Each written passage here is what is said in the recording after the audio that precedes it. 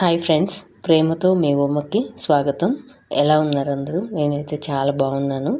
Full హడావిడి బిజీగా ఉన్నాను. ఊరికి వెళ్ళడానికి, రిటర్న్ బ్యాక్ టు బెంగళూరు వెళ్ళడానికి ప్యాకింగ్ అయితే చేస్తున్నానండి. మేము ఊరికి వచ్చిన పని అయితే అయిపోయింది.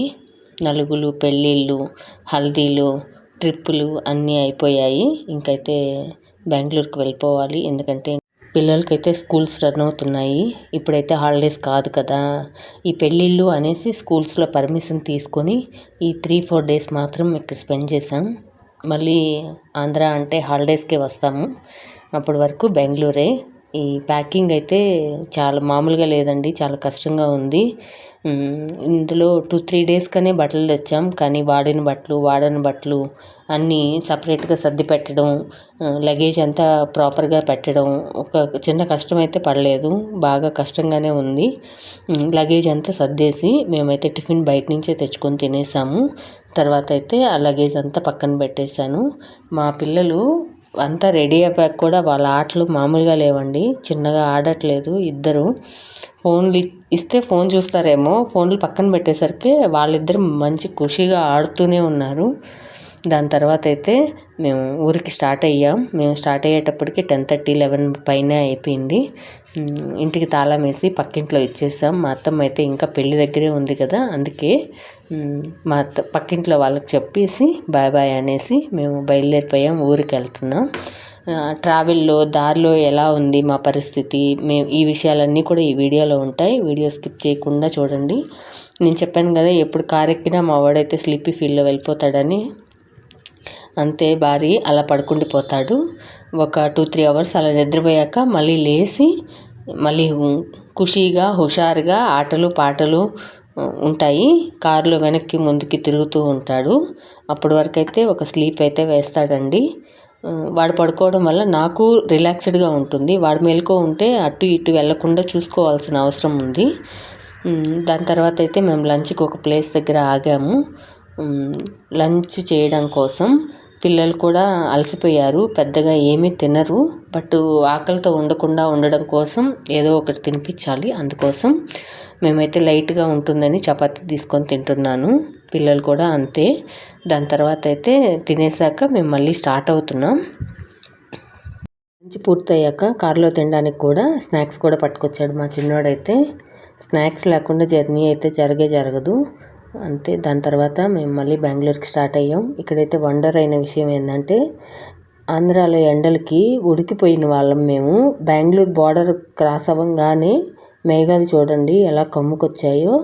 ఇప్పుడే వర్షం పడి వరదలు వచ్చేలాగా ఉంది. అంతలా ఉంది వాతావరణం అయితే. ఎంత హ్యాపీ అనిపించిందో. అబ్బా, మళ్ళీ మేము మా కూల్ వెదర్కి అయితే వచ్చేసాం అనిపించింది. మేము సిటీలోకి ఎంటర్ అయ్యేసరికి 6:37 వరకు అయిందండి. ఫుల్ ట్రాఫిక్ అయితే ఉంది. ఈవినింగ్ టైం అయితే బెంగళూరు ట్రాఫిక్ గురించి చెప్పనే అవసరం లేదు. అన్ని కష్టాలు ఉంటాయి. ఎక్కడ ఉన్న వాళ్ళం అక్కడే ఉంటాం, అస్సలు అయితే కదలం. ఫైనల్లీ మేము ఎలాగోలా మా ఇంటికైతే రీచ్ అయిపోయామండి. ఇంకా ఈ లగేజీలు అంతటినీ సర్దాలి, ఇల్లు ఎలా ఉందో చూసుకోవాలి అనుకుంటూ ఇంట్లోకి అయితే వచ్చేసాను. ఇల్లు అయితే కొంచెం నీట్గానే ఉంది. మేము వెళ్ళింది 4-5 డేసే కాబట్టి. బాల్కనీలు మాత్రం ఘోరంగా తయారైపోయాయి. ఎందుకంటే వర్షాలు పడడం వల్ల బాగా గాలి పెట్టి వాన పడటం వల్ల చెట్ల ఆకులు, కొమ్మలు అలాంటివన్నీ కింద పడిపోయాయి. ముందుగా నేను వెళ్ళి నా మొక్కలు ఎలా ఉన్నాయనే చూసుకున్నాను. బాల్కనీలో గడ్డి, దుమ్ము అలా అంతా పడిపోయింది. ఫస్ట్గా మొక్కలకైతే నీళ్లు పోస్తున్నాను. ఎందుకంటే వర్షం ఎప్పుడు పడిందో ఏమో, నా మొక్కలకు కాసిన దాహం తడుపుతామనేసి నేను మొక్కలకు నీళ్ళు అయితే పోసుకుంటున్నాను. పువ్వులు అయితే బాగానే పూసాయి, టమాటాలు కూడా బాగానే వచ్చాయి. కానీ చెట్లు అయితే కొంచెం వాడు మొహం అయితే వేసాయండి. పొగలంతా ఎండ, నైట్ అంతా వాన, ఇలా విచిత్రమైన వాతావరణంలో బతికేస్తున్నాయి మా చెట్లు అయితే. లగేజీలన్నీ కారులోంచి తెచ్చి ఇక్కడైతే పెట్టేశాను. పిల్లలైతే రిలాక్స్డ్గా టీవీ చూస్తున్నారు. మా వారేమో నైట్ తినడానికి కొన్ని ఫుడ్స్ ఏమైనా తీసుకొస్తానని వెళ్ళారు. నేనైతే లగేజీలన్నీ క్లీనప్ చేస్తున్నాను.